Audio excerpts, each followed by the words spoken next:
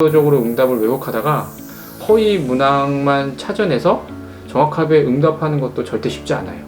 그리고 이것에 성공했다 하더라도 다른 숨겨진 장치들이 되게 많아요. 신뢰도를 측정하기 위한.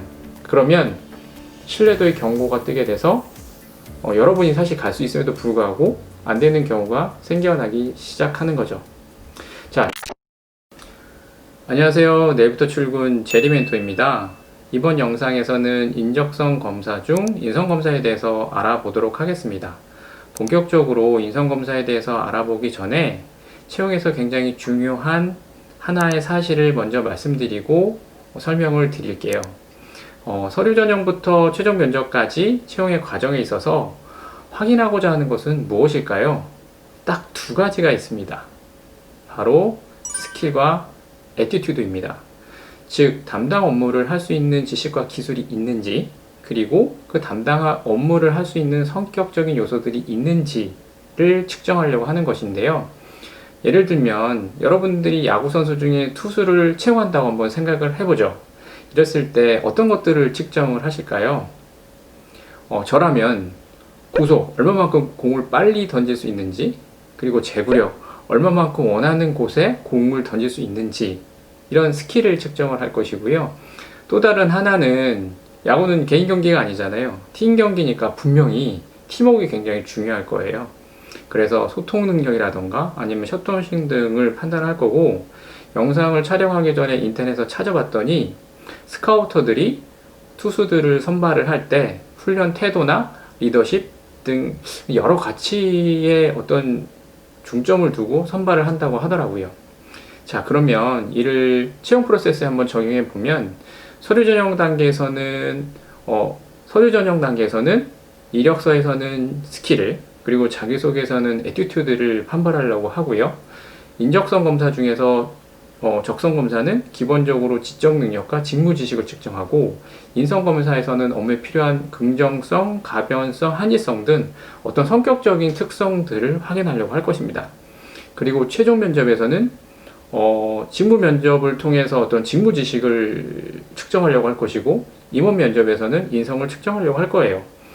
원래는 인성 면접이라고도 많이 했는데 임원 면접이라고 바뀐 이유는 회사가 개인의 인성을 감히 판단한다고 이런 어떤 거부감 때문에 임원 면접이라고 했지, 사실은 인성, 어떤 사람이 좋고 나쁨이 아니라 우리와 잘 맞는지를 성격적인 특성에 대한 것들을 측정하는 면접인 것이죠. 그래서 가장 적은 시간과 가장 적은 비용을 투입하는 서류 전형부터 가장 많은 시간과 가장 많은 비용을 투입하는 면접까지 각 과정에서 반복적으로 측정하고자 하는 것은 바로 스킬과 애티튜드입니다. 자, 그러면 서류 전형 후 인적성 검사 중 인성 검사 목적, 그리고 어떻게 만들고, 그리고 어떻게 평가하고, 또 주의점, 또 어떻게 대응할 것인지에 대해서 설명을 드리도록 하겠습니다. 인성검사의 목적은 직무를 수행하기 위한 성격, 가치관, 태도 등을 측정하고자 하는 것이죠. 중요한 것은 시대, 그리고 기업에 따라 요구하는 성격, 가치관, 태도 등이 정말 다 달라요. 예를 들자면 과거에는 정말 이렇게 둥글둥글한 사람들을 뽑았다면, 저는 아니죠. 지금은 창의, 유연, 자발성, 그러니까 각 기업이 정말 우리가 지금 대내외적인 환경에서 이런 요소는 정말 꼭 필요해 라는 것들을 중심으로 선정을 하게 됩니다. 자, 그러면 어떻게 만들어질까요? 우선은 적성검사 같은 경우에는 문항들이 있잖아요. 문항을 개발하기 위해 자체적으로 개발하기보다는 컨설팅 회사 또는 대학 교수님들과 협업하며 이제 문항을 개발을 하죠. 첫 번째로 각 기업이 필요한 성공 요소를 정의를 하기 시작해요. 그리고 이를 검증하는 질문들을 개발을 하는 거죠. 이때 참고할 수 있는 대표적인 모델은 빅5 검사이고요.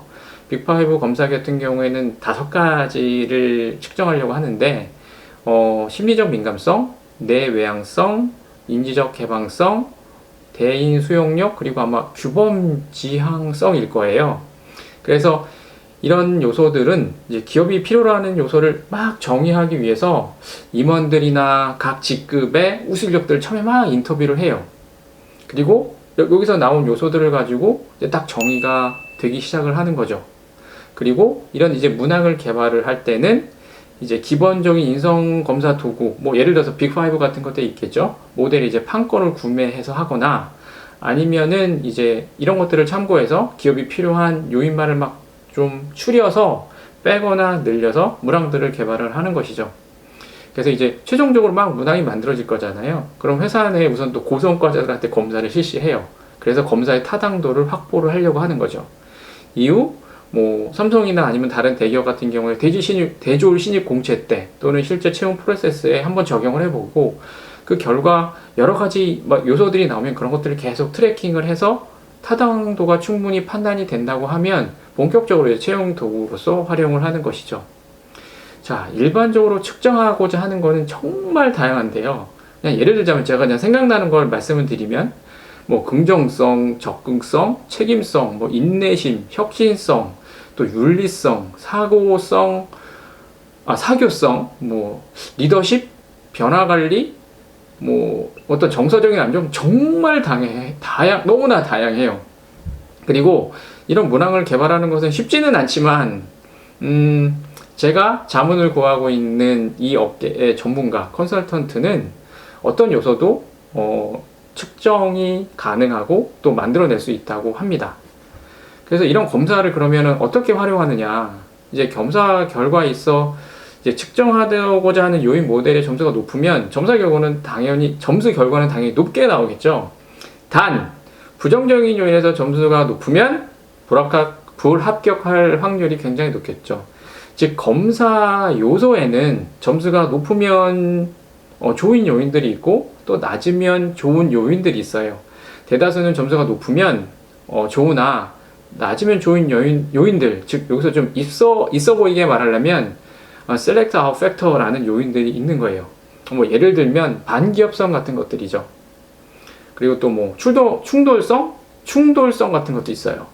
그래서 좀 예를 들어서 설명하자면 충동성의 의미는 좀 순간적인 것에 따라 뭔가 계속 행동하는 거예요. 생각하지 않고. 그러면 충동성이 높으면 어떻게 할까요? 저는 한마디로 말씀드리면 같이 일 못해요.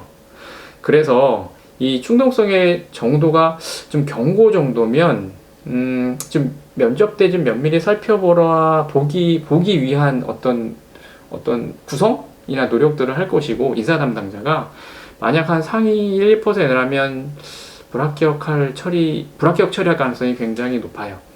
그리고 또 다른 예는 뭐 심리적 민감성에 대한 이야기를 해볼 수 있을 것 같은데요. 심리적 민감성이 높다는 이야기는 다른 사람들보다 스트레스를 좀 쉽게 느낀다거나 감정 기복이 크거나 불안감을 좀 많이 느껴서 뭐 심적으로 위축되는 좀 정서적인 민감도가 높은 것을 의미해요.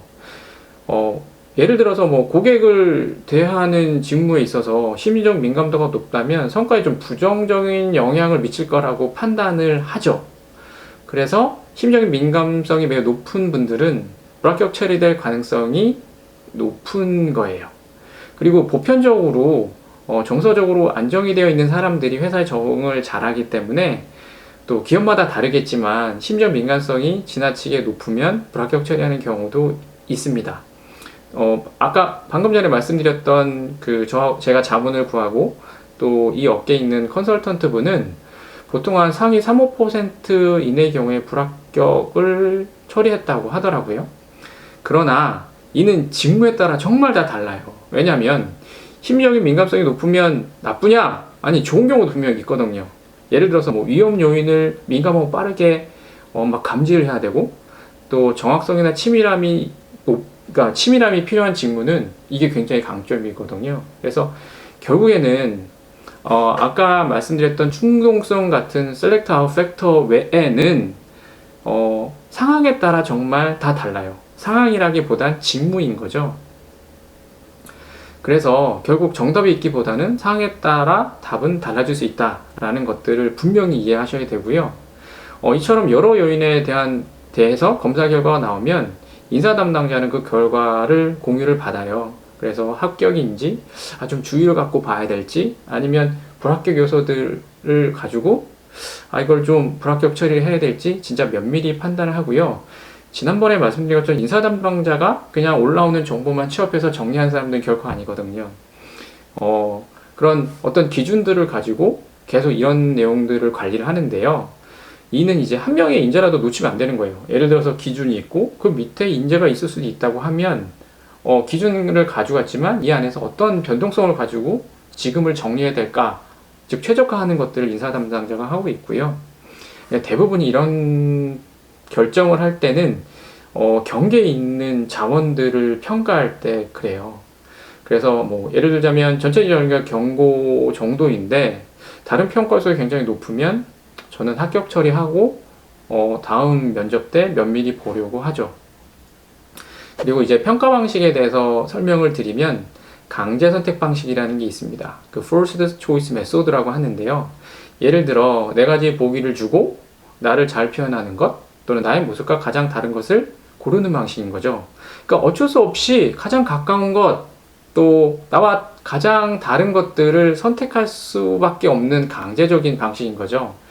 뭐 여기서 네 가지 보기는 지원하는 회사가 측정하고자 네 가지 서로 다른 가치인 거예요. 그리고 이 네 가지 가치를 의미하는 네 가지 보기를 계속 표현을 달리하면서 반복적으로 질문을 하는 거죠. 예를 한번 좀 들어볼까요? 실제 문항이 아닌 좀 이해를 돕기 위한 예시니까 이해를 부탁을 드리고요. 뭐 예를 들자면 저는 지원자가 가장 좋아하는 색이 무엇인지 너무나 알고 싶은 거예요.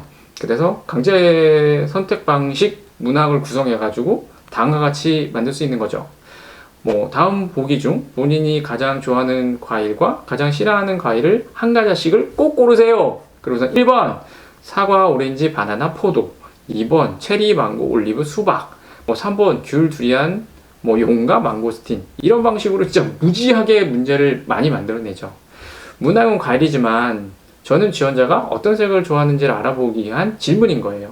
뭐 사과는 빨강, 오렌지는 주황, 바나나는 노랑과 같이요. 근데 이거는 진짜 아주 기초적인 여러분의 이해를 돕기 위한 예이지 실제로 이렇게 하지 않아요. 왜냐면 사과, 오렌지, 바나나 이런 포도들이 다른 요소들을 함축할 수 있기 때문인 거예요. 그리고 또 다른 방식은 뭐 다음 보기 중 본인이 가장 좋아하는 색과 가장 싫어하는 한 가지씩 선택하세요. 1번 빨강, 주황, 노랑, 초록, 2번 빨강, 파랑, 남색, 보라, 뭐 3번 주황, 노랑, 뭐 남색, 뭐 파랑, 뭐 이런 식으로 계속 또 문제를 무지하게 내요. 그래서 설명드린 것과 같이 여러 가지 조합을 계속 반복하면서 제시되는 문항에 응답하다 보면 지원자의 최애색을 명확히 드러나게 되는 거죠. 그래서 이런 방식으로 성격에 대한 여러 가지 특성들을 다양한 조합으로 섞어서 질문을 구성하게 되고요. 결국 정답도 없어요. 그리고 높은 점수를 받기 위해 의도적으로 응답을 왜곡하는 것도 생각처럼 쉽지가 않아요. 하고 싶어도 잘 못한다고요. 그리고 추가적으로 설명드릴 부분은 채점 방식인데요. 이는 뭐 하나의 예이며 각각의 기업이 다 다를 수는 있어요. 강제 선택 방식에 있어서는 뭐 좋아하는 것은 플러스 1점, 싫어하는 것은 마이너스 1점을 주고요. 그럼 결국엔 전체 점수는 0점이잖아요. 그리고 가지고 있는 네 가지 항목에 대한 특성이 나타나기 시작을 하는 거죠. 여기서 참고로 또 하나 말씀드릴 거는 뭐 네 가지 항목은 쉽게 설명하기 위해서 말씀드린 거고 실제로 측정하기 요인들은 제가 아까 뭐 예든 거 있죠. 그런 요인들이 정말 너무나 많아요. 자, 이렇게 강제적으로 선택할 수밖에 없기 때문에 나를 포장하는 것, 또 여기서 좀 약간 전문적으로 얘기하면 페이킹 구술하기에는 정말 어려워요.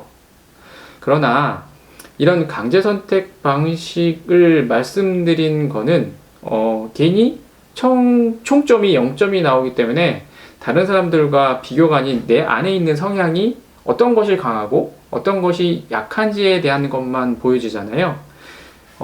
즉 보통 사람들보다 얼마만큼 빨강색을 더 많이 좋아하는지 아닌지 나는 여러 가지 색들 중에서 어떤 색을 가장 좋아하는지만 알 수 있는 거죠.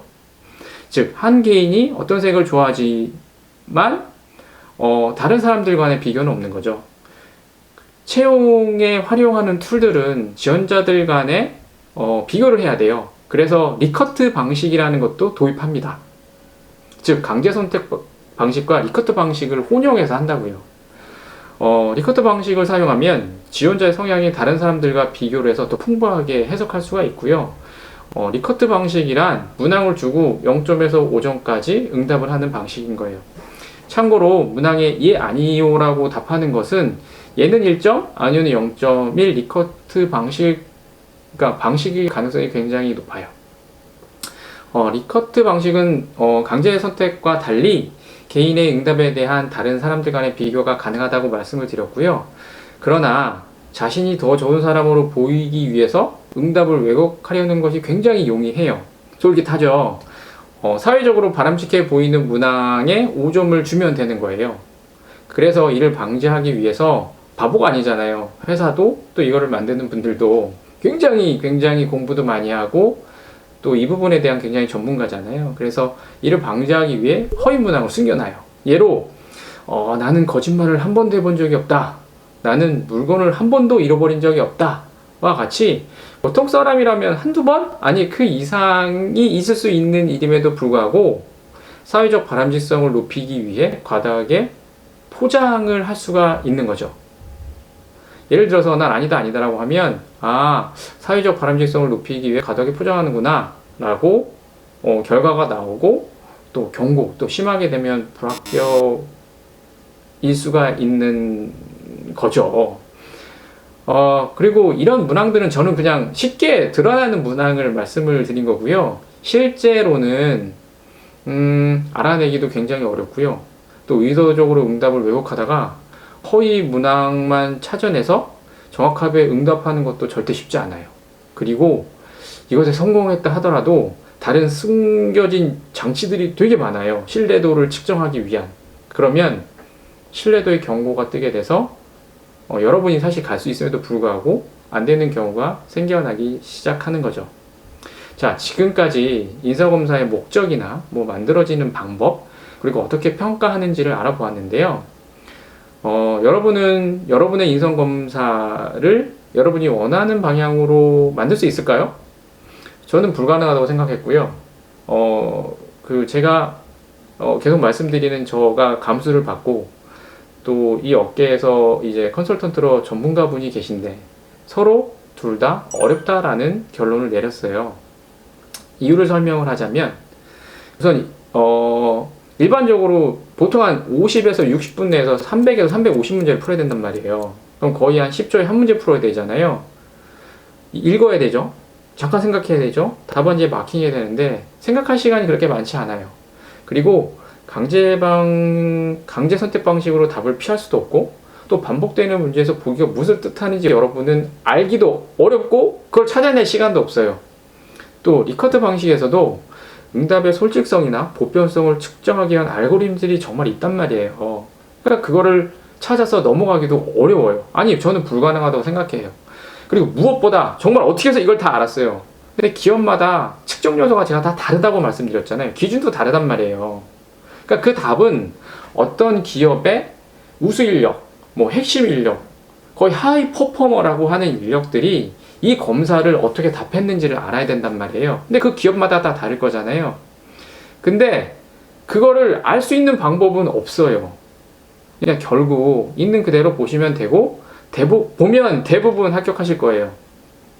인성검사를 신뢰하는 기업에서도 정답이 있기보다는 규준, 놈이라는 어떤 나와 유사한 나이, 성별, 배경을 가진 아주 많은 응답자를 기준으로 해서 내가 어느 위치에 있는지를 통해 각 요인 점수를 도출하는 거예요. 다시 말해서 상대적이라는 거예요. 그래서 내가 정말 빵 튀지 않으면 정말 있는 그대로 보시면 돼요. 인성검사는 하위 인력을 선발하는 것이 목적이고 또 그래서 대부분 한 5% 내에서 인원이 탈락이 돼요. 내가 지원한 기업의 핵심 인력으로 막 빙의를 해가지고 합격할 수도 있지만 합격할 수 있는데 이런저런 생각으로 내가 아닌 답을 막 하다 보니 떨어지는 경우가 저는 더 많다고 생각해요. 이거는 제가 어떤 데이터를 내보진 않았지만 제 그냥 경험에서 보면 저는 확신해요. 그래도 그냥 그거 설명하는 거 지금까지 설명을 드렸는데 그게 무슨 의미가 있어라고 생각할 수도 있잖아요. 자, 그러면 지금까지 설명을 배경으로 좀 팁을 한번 드려보도록 할게요. 강제 선택 방식에서 일부러 응답의 일관성을 높이기 위해서 주구장창 같은 보기만을 선택을 하면 특정 요인이 툭 튀고요. 나머지 요인은 낮게 나와서 결과는 폭망이 되는 거죠. 왜요? 제가 말씀드렸잖아요. 강제 선택 방식은 1점, 마이너스 1점, 그래서 0점이 되게 한다고. 제로섬이에요. 따라서 여러 요인의 균형을 갖는 것이 안전빵인 거예요. 그럼 안전빵을 하려면 어떻게 하냐? 그냥 여러분이 있는 그대로 하시면 돼요. 그냥 일반적인 사람들이 하게끔 만들어 놓은 것들이라 그냥 여러분의 답을 하면 안전빵으로 들어갈 수 있다. 그리고 다른 하나는 지원하는 직무를 잘 분석을 해서 어떤 요인이 필요한지 한번 우선 알아보세요. 저는 이걸 조금 더 크게 하면 잡 디스크립션 분석이라고 하는데, 어쨌든 내가 지원하는 직무에 어떤 요소들이 필요한가. 근데 이거는 참고로 NCS의 기본 모델인 그 미국의 오넷이라는 게 있거든요. 들어가서 확인해 보시면 되고요. 오넷 같은 경우에 굉장히 괜찮아요. 그리고 구글 번역기를 돌리면 얼마든지 잘 이해할 수 있어요. 그래서 누가 정말 내가 너무 남들과 다르다. 이거는 그냥 본인이 생각하는 건 안 돼요. 본인이 스스로 느끼고, 또 그 외에 나 잘 아는 사람, 가족, 친구들의 평가를 객관적으로 받아도 내가 정말 내외적이다 라는 경우에 시도하시면 돼요. 조금 더 이제 설명을 하자면, 영업직이면 사람을 만나는 것들 좋아해야 하잖아요. 좋아하지 않거나 막 두려워한다면 영업을 할 수 없겠죠. 그래서 일반적인 모델에서는 외향적인 사람이 영업을 더 잘한다고 판단을 한다. 이런 걸 찾아서 또 이제 그런 문항들이라고 요 정도에서만 빙의를 해서 이제 어떤 인재상을 이제 난 영업을 하고 이제 사람들을 만나는 거 두려워하면 안 된다라는 어떤 생각을 가지고 이제 인성검사를 보시기 시작을 하는 거죠. 또 하나는 연구직에 지원하면 경험에 대한 어떤 개방성이 되게 높아야 돼요. 개방성이 낮다는 거는 호기심도 없고 새로운 시도를 하지 않는다는 뜻이고, 또 다른 거는 고객이 대하는 업무라면 수용성이 낮으면 탈락을 해요. 이처럼 지원한 직무에 필요한 인성 요인을 아까 말한 그 NCS나 오넷에서 한번 파악해 보시고, 검사 문제를 풀면 최소한 진짜 난 정말 독특해 이런 분들은 피할 수 있을 거예요. 누가요? 아주 외적인 사람들이. 자, 지금까지 인성검사에 대해서 알아봤는데요. 저는 여러분이 있는 그대로 인성검사를 보시기 정말 추천을 드리고요. 정말 아무리 생각해도 직무에 필요한 인정 요소가 나랑 안 맞아. 그리고 그 일을 근데 정말 해보고 싶어. 분은 아까 말씀드렸듯이 성격 요소만 살짝 인식하시면서 인성검사를 보면 좋을 것 같아요. 그리고 마지막으로 다른 기업은 인적성 검사를 한 번에 다 보고 합벌 통보를 하잖아요. 삼성전자 같은 경우에는 면접장에 인사검사 실시해가지고 검사 결과를 임원 면접들한테 공유를 해준단 말이에요. 제가 저번 영상에 말씀드린 것처럼 딱 화면을 보면 거기에 이제 어떤 오각형이든 육각형이든 요소가 나와 있는 거죠. 근데 이제 이게 무슨 뜻이냐면, 인성검사는 합벌의 요소라기보다 그냥 면접을 위한 참고자료라는 뜻이에요. 즉 참고자료다. 거의 안 떨어진다. 그러니 솔직하게 답해도 괜찮다. 그냥 인성검사만 가지고 사람을 판별하기에는 너무 어려워요. 그래서 면접을 더 풍부하게 보고자 하는 자료이니까 다들 너무 고민하지 마시고, 아까 말씀드렸듯 있는 그대로 있는 그대로 인성검사를 보시기를 추천을 드리고요. 모두 어려운 시기에 건강 잘 챙기시고 원하는 결과가 있기를 저는 늘 응원합니다. 안녕.